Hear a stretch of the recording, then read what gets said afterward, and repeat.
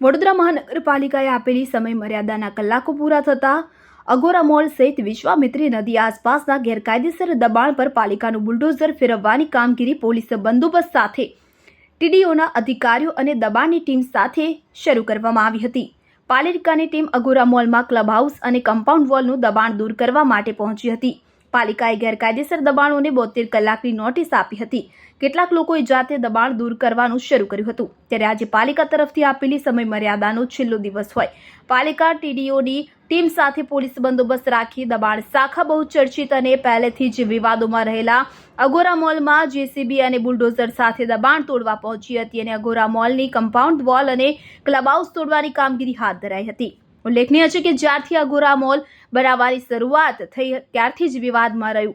પાલિકાની ટાઉન પ્લાનિંગથી લઈ કમિશનર અધિકારીઓ અને નેતાઓએ અગોરા મોલ પર ખૂબ રાજનીતિની આગ સળગાવી રોટલા શેકી પોતાનું પેટ ભરી લીધું। આખરે અગોરા મોલનું સ્વપ્ન બિલ્ડર સ્વર્ગીય આશિષ શાહ જીવતા જીવ પૂર્ણ ન થઈ શક્યું। પાલિકાએ આપેલા 72 કલાકનો સમય પૂર્ણ થતાં પાલિકા દબાણ શાખા ટાઉન પ્લાનિંગની ટીમ પોલીસ બંદોબસ્ત સાથે અગોરા મોલનું દબાણ તોડવા પહોંચી હતી। કોઈ પણ વિરોધ વગર અગોરા મોલની કમ્પાઉન્ડ વોલ તોડવાની કામગીરી હાથ ધરવામાં આવી। ત્યારબાદ ક્લબ હાઉસ પણ તોડી પાડવામાં આવશે।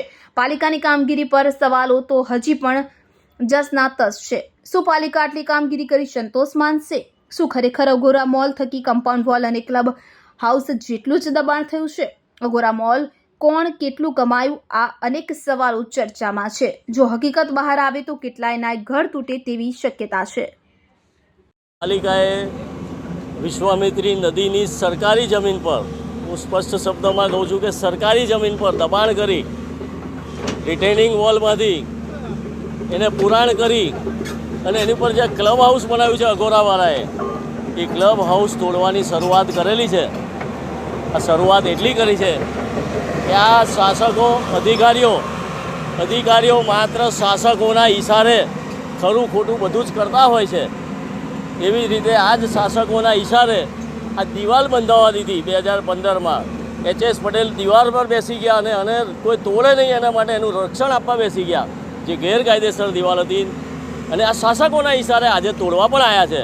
આ જ શાસકોના ઇશારે અમે જ્યારે હાઈકોર્ટમાં આ બધું તોડવા માટેની PI દાખલ કરી 2016માં, તો આ જ શાસકોના ઇશારે એમના સરકારી વકીલો, એડવોકેટ જનરલો આવીને ઊભા રહી જતા હતા। ને આજે આ દિવાલ તોડવાની થઈ તો મને ખબર નથી પડતી કે આ કાયદેસર છે તો તોડવા કેમ નીકળ્યા છે? આ કાયદેસર હોય તો તોડવાની શું જરૂર છે? તમે જો કાયદેસર છે કરીને હાઈકોર્ટમાં બી બચાવ કરતા હતા, કાયદેસર છે કરીને મ્યુનિસિપલ કમિશનરો HS પટેલથી લઈને વિનોદ રાવથી લઈને શાલિની અગ્રવાલથી લઈને બધા આજ સુધી નલિન ઉપાધ્યાયથી લઈને બધાએ બચાવતા હતા, તો હવે તોડવાની શું કામ?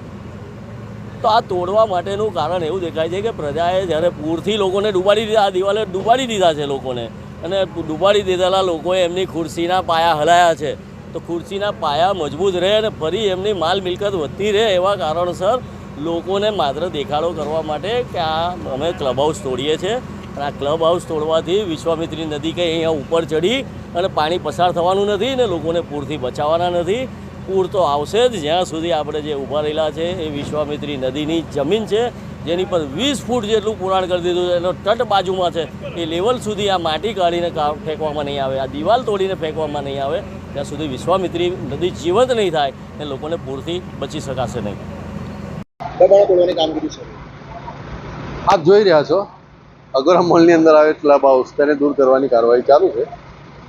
ડેપ્યુટી TDO શ્રી શૈલેષ પ્રજાપતિ સાહેબ, TDO ડિપાર્ટમેન્ટનો સ્ટાફ અને તેમના સીધા માર્ગદર્શન હેઠળ ક્લબ હાઉસ ને દબાણ દૂર કરવાની કાર્યવાહી ચાલુ છે। 6 JCB મશીન છે, હાણી પોલીસ સ્ટેશનનો સ્ટાફ, દબાણ શાખાની એક ટીમ અને બીજી આપણે ભૂખીકાંસ નિજામપુરા, ત્યાં એક ટીમ કાર્યરત છે। તે ભૂખીકાંસ પરના હંગામી દબાણો દૂર કરવાની ત્યાં પણ કાર્યવાહી ચાલુ છે।